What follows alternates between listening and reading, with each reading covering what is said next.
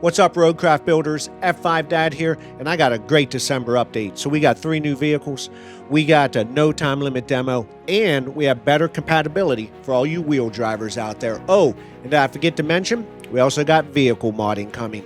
And around the March timeframe, 2026, we also got a brand new expansion. And if you're ready to get wrecked, that's right, we got a wrecking ball vehicle coming. So stick around, because I'm going to run through and break all this down for you.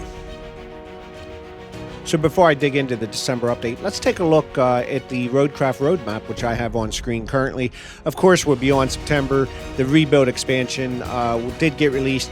I actually own it. I would recommend to anybody else who's a RoadCraft fan, pull the trigger, buy it. I haven't been disappointed with it. The additional vehicles, the additional maps.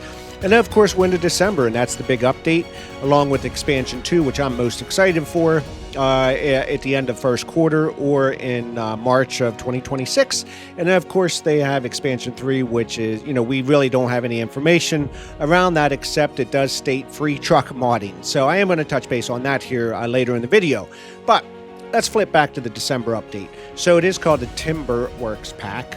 It does include a free demo that's going to come out for the game. My understanding, there's no time limit on it. And even then, any progress you make, so if you decide to buy the game, it will transfer automatically into the game once you purchase it. So you don't have to redo it.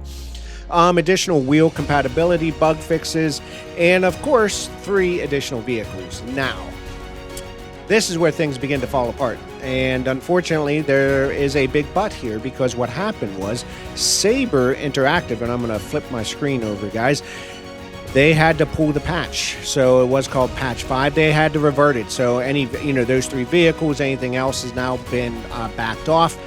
Apparently, it was causing save corruption, so it would corrupt your saved games, and you would lose everything that you had progressed to. At least that's my understanding. I did not experience this bug, but as you can tell, it's a save corruption caused by logs reappearing on the contamination map.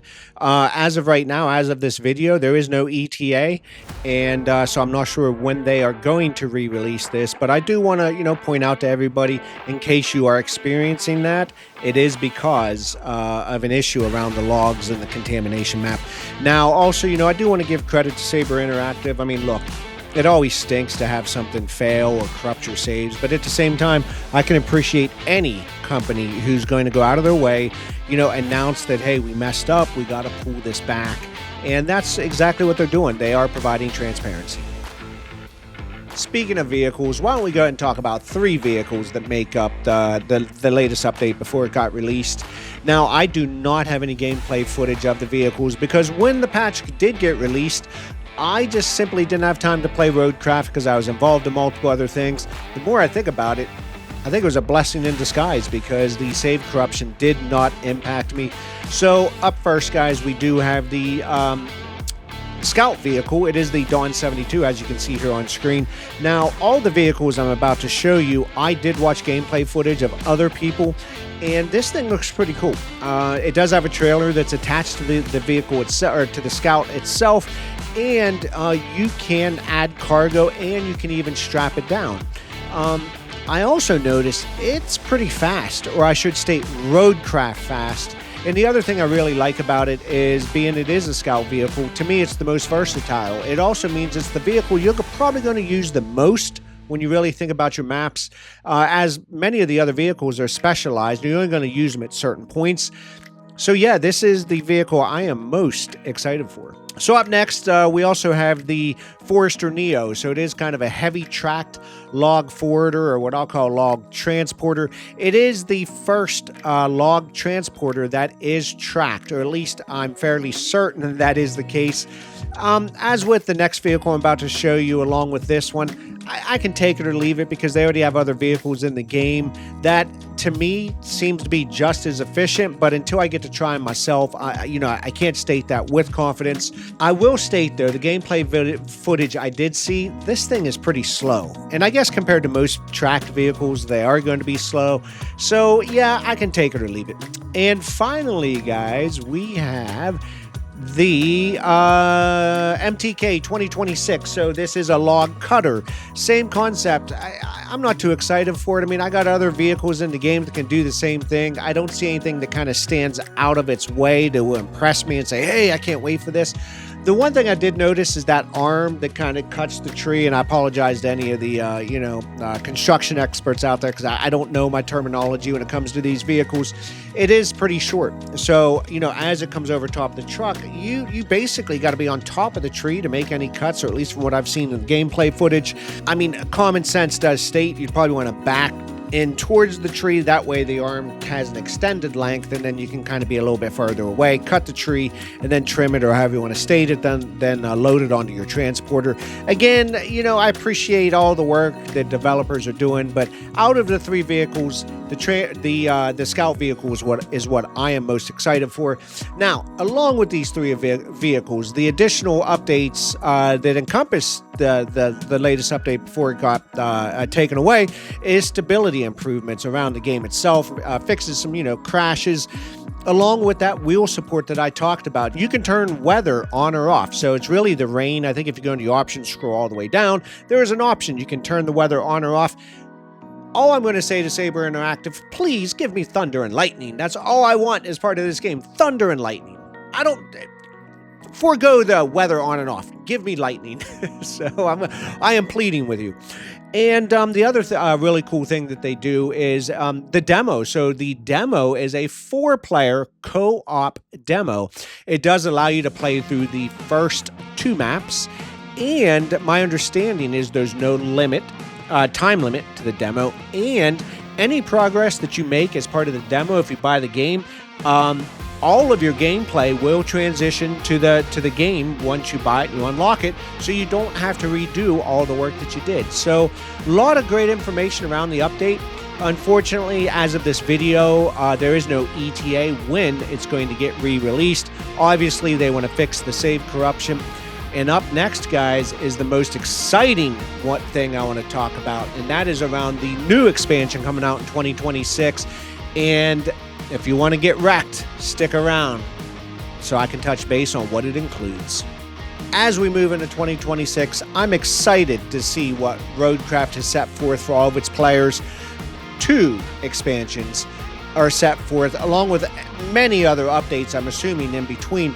So you are now looking at a year's worth of content that's going to be given to all of its players, starting with the expansion number 2, which is going to release at the end of the first quarter, probably around that March timeframe. And we are looking at 2 brand new maps. Now, no details have been provided, but if you really think about it and you base it on the other, what we've seen, I'm expecting, fresh and new terrain, new challenges, different disaster scenarios. And the most exciting aspect of the game, or I should say of the new expansion, is what I'm about to show you on screen. And that's right. It appears that we do have a wrecking ball. Now, on one hand, I am super excited. On the other hand, I'm starting to question this, because as of right now, when you think of RoadCraft and you think of all the maps, there isn't a single thing that you can destroy in this game. So you have to go around terrain. You got to pick up resources, and your goal is to rebuild, not destroy. So I don't know what to think. When you think about it, the expansion does talk about, hey, fresh and new ideas. So maybe we're going to see destructible environments. Well, I'm guessing we have to, right? If they're going to give us a wrecking ball, could it be on the lines of, battlefield destruction? I don't know, but I would love to see that.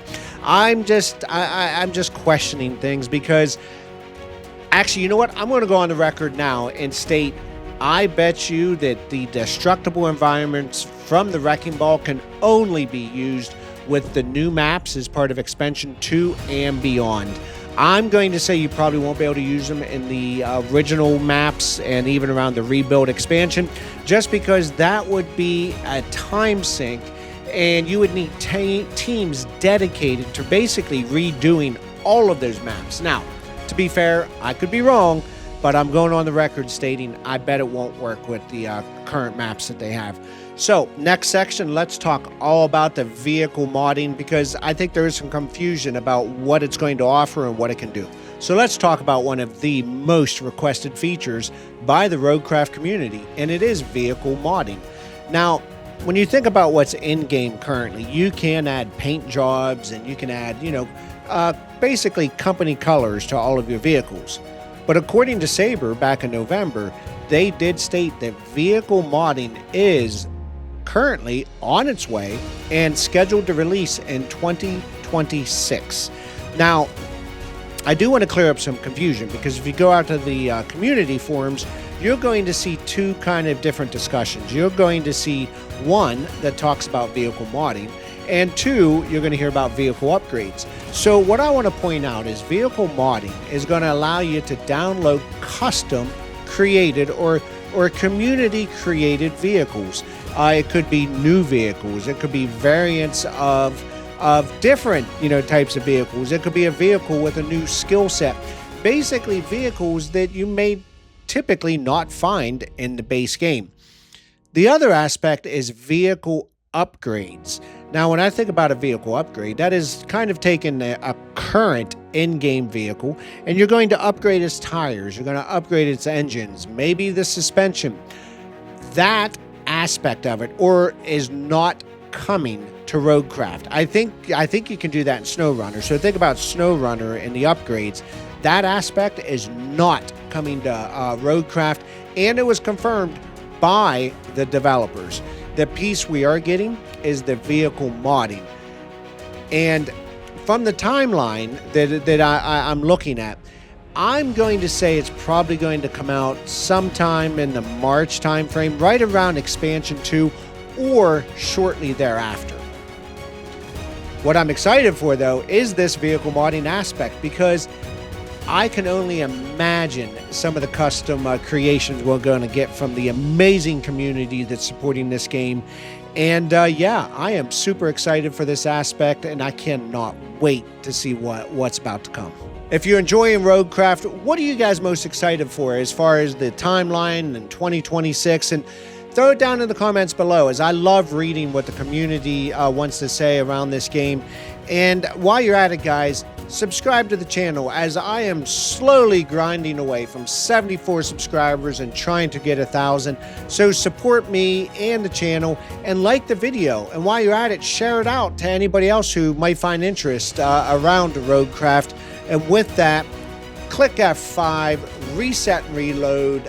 I'm F5 Dad, and I will see you on the next video.